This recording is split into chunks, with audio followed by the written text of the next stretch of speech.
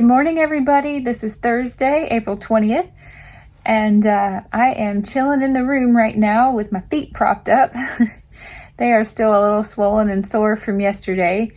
If you did not know, I'm recovering from a little accident, but everything is all right.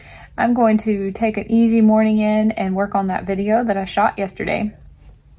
I originally had plans of getting out and about again on foot today, but it turns out Michael's company has invited all the spouses to come along and do some fun Dublin sightseeing events. So I think we're going out to eat and we're going to a river dance and the Guinness tour. So I just decided to take it really easy this morning so that I would be up for all of that, prop my feet up, take care of my leg, and I will take you along for the ride. So for starters, we need to go get breakfast.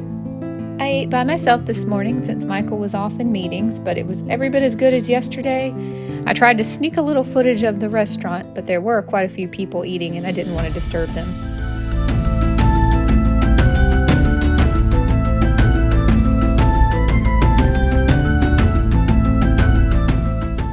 Afterwards, I ran around the castle looking at some things I hadn't seen before.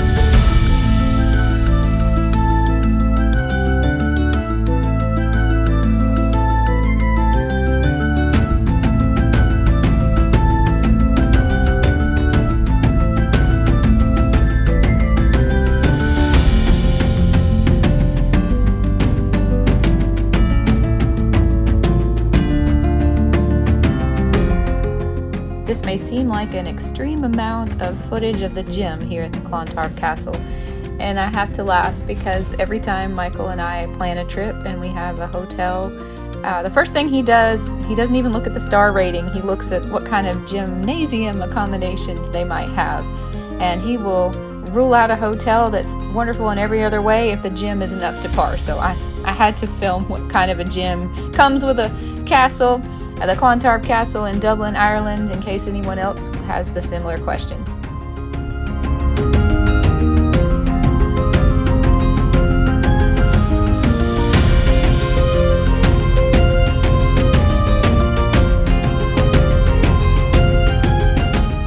Next, we took a tour of the Guinness Brewery. Michael and I are not big drinkers, but we really did enjoy the tour. It was a lot of fun seeing this very old building that has apparently a 9,000-year lease. It was a really cool immersive experience where they allowed you to touch and smell so many neat aspects that go into making beer. I was far more interested in the equipment and the building though than how you actually make beer. So a lot of the footage I shot was actually of just equipment and structural. But I'm going to make a whole separate video on just the Guinness tour if anyone wants to watch that. I can't say that it'll be very educational because I really didn't read most of the signs and I didn't have a guided tour, so I didn't really learn anything, but I thoroughly enjoyed the building. If you have vertigo, I would highly suggest taking the elevators.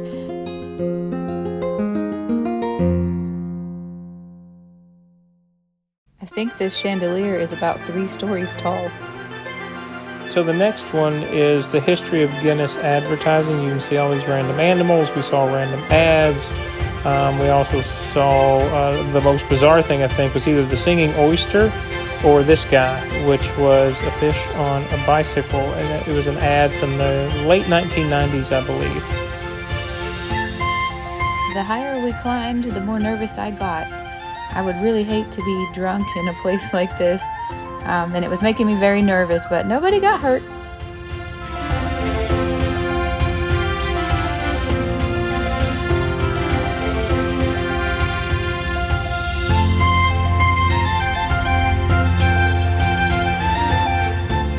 The gravity bar on the 7th floor has amazing panoramic views of Dublin and the skyline.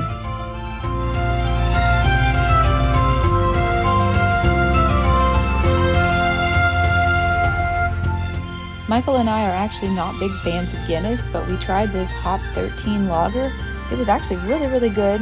I only drank about a third of mine. He drank about half of his, and that was just all we could handle on an empty stomach.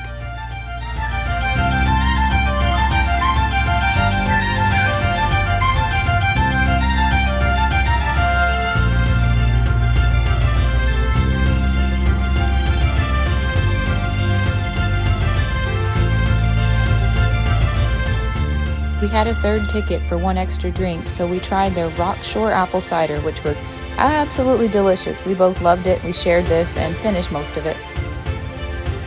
And that was the end of the tour.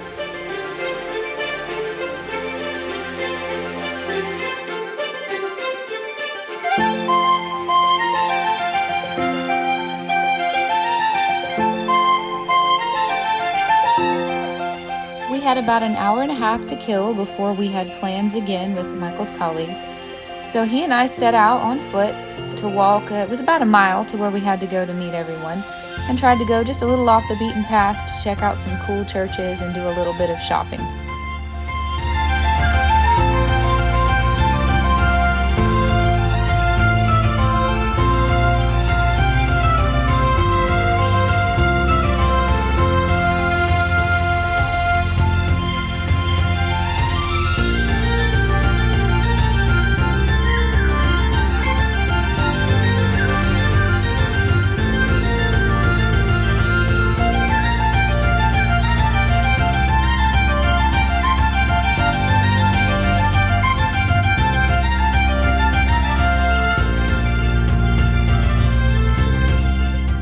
We needed a snack, so Michael found an Irish protein bar and I did a little DIY prosciutto.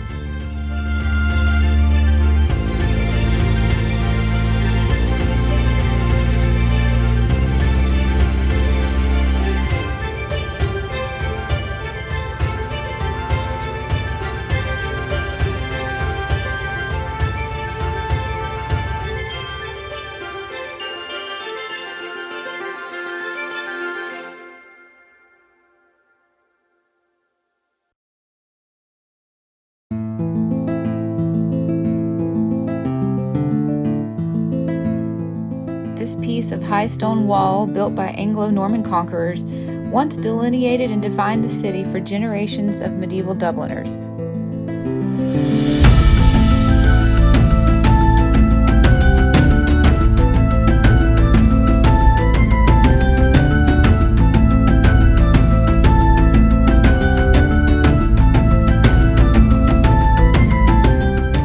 This is the Holy Trinity Cathedral, or commonly known as the Christ Church Cathedral, that was built originally in 1028 and then redone in 1163.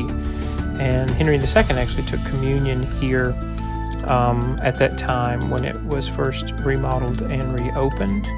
And so since we like English history, this was a beautiful cathedral that has actually a Viking museum there you see across the street to tell you the origins of the church. And Julie, there's like a tympanic type of stand here where it tells you to hold your ears and listen to the sound come through your bones, and the acoustics kind of reverberate in your ears.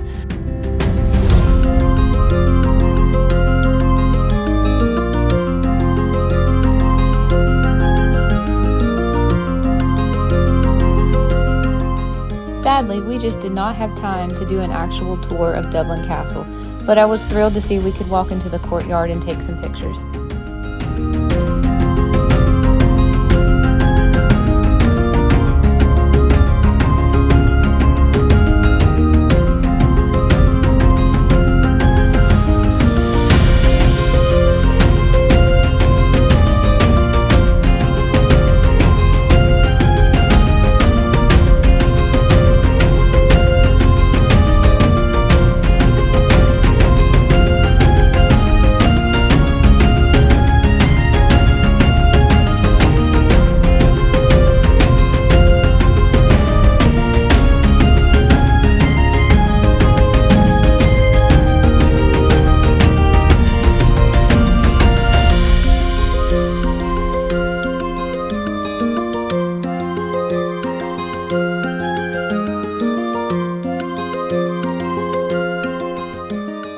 is Halfpenny Bridge, which was famous when there were no bridges in Dublin. You actually had to pay a halfpenny to get across the river from a farrier.